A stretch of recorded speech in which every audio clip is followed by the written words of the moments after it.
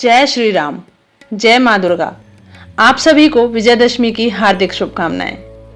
आज का यह दिन केवल एक पर्व नहीं है, बल्कि एक दिव्य संदेश है। यह दिन है अधर्म पर धर्म की विजय का, असत्य पर सत्य की विजय का और अंधकार पर प्रकाश की विजय का। आज हम विस्तार से जानेंगे दशहरे का पौराणिक महत्व, धार्मिक परंपराएं, पूजा विधि और इस पर्व से मिलने वाला गहरा आध्यात्मिक संदेश। तो आइए आरंभ करते हैं इस पावन यात्रा को। दशहरे की कथा हमें दो महान घटनाओं की याद दिलाती है। पहली घटना त्रेता युग में, जब भगवान श्री राम ने राक्षस राज रावण का वध किया। रावण केवल एक राक्षस ही नहीं था, वह अहंकार, लोभ और अधर्म का प्रतीक था। जब उसने माता सीता का हरण किया तो धर्म की रक्षा के लिए भगवान श्री राम ने वानर सेना और भक्त हनुमान के साथ लंका की ओर प्रस्थान किया। लंबे युद्ध के बाद आज ही के दिन रावण का अंत हुआ और धर्म की स्थापना हुई। इस प्रकार दशहरा सत्य और धर्म की विजय का प्रतीक बना। दूसरी घटना माँ दुर्गा द्वारा महिषासुर का वध। महिषासुर नामक असुर ने जब तीनों लोकों में आतंक फैलाया तो देवताओं ने मिलकर आदिशक्ति माँ दुर्गा का आवाहन किया। माँ दुर्गा ने 9 रातों तक युद्ध किया और 10वें दिन महिषासुर का वध करके देवताओं को मुक्त कराया। यही कारण है कि नवरात्रि के बाद 10वें दिन विजयदशमी मनाई जाती है। इन दोनों ही घटनाओं में एक ही संदेश है कि चाहे बुराई कितनी भी शक्तिशाली क्यों न हो, सत्य और धर्म की शक्ति अंततः विजयी होती है। दशहरा पूरे भारतवर्ष में विभिन्न रूपों में मनाया जाता है। कहीं पर शस्त्र पूजा होती है, कहीं शमी वृक्ष की पूजा की जाती है, कहीं रावण दहन होता है और कहीं भव्य रामलीलाएं आयोजित की जाती हैं। इस दिन शस्त्र पूजन का विशेष महत्व है।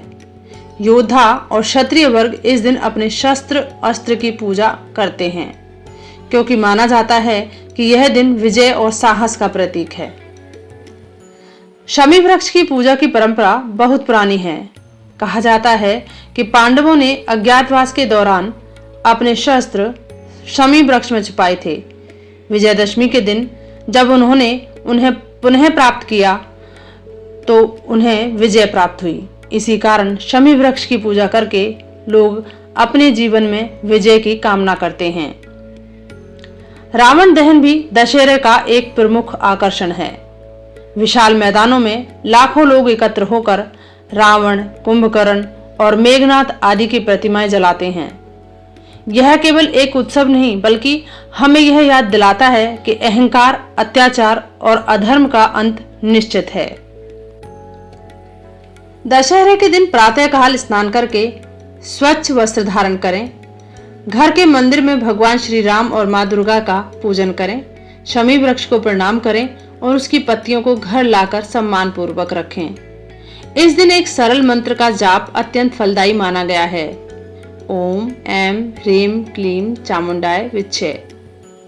साथ ही भगवान श्री राम का ध्यान करते हुए रामचरितमानस या राम रक्षा स्तोत्र का पाठ करें। दिन भर सात्विक आहार लें और मन को शुद्ध रखें। इस दिन किए गए संकल्प अत्यंत प्रभावी माने जाते हैं। दशहरा हमें केवल बाहरी बुराइयों से लड़ना नहीं सिखाता, बल्कि यह हमें अपने भीतर के रावण को पहचानने की प्रेरणा देता है। हमारे भीतर भी अहंकार, क्रोध, ईर्ष्या, लोभ और मोह जैसे असुर छिपे हुए हैं। यदि हम इन पर विजय पा लें तो यही हमारे लिए सच्चा दशहरा होगा। राम का जीवन हमें सत्य, मर्यादा और धर्म का मार्ग सिखाता है। माँ दुर्गा हमें साहस, शक्ति और धैर्य प्रदान करती हैं। यदि हम इन दोनों की शिक्षाओं को अपनाएं तो जीवन में किसी भी कठिनाई को जीत सकते हैं।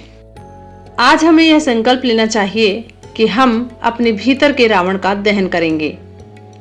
हम झूठ, क्रोध और ईर्ष्या को त्यागेंगे। हम सत्य और प्रेम के मार्ग पर चलेंगे।